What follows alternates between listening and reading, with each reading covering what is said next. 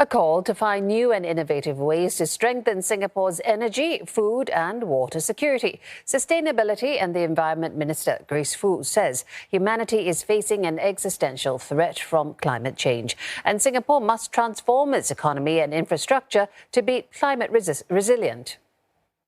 The change must take place at all levels, from the smallest denominator, such as the use of more energy-efficient light bulbs, to countrywide, even global systems, such as the use of renewable energy or new recyclable materials.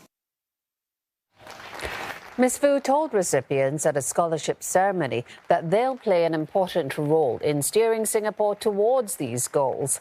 16 students received the Singapore Sustainability Scholarship to pursue studies in engineering, environmental and food science disciplines, among others.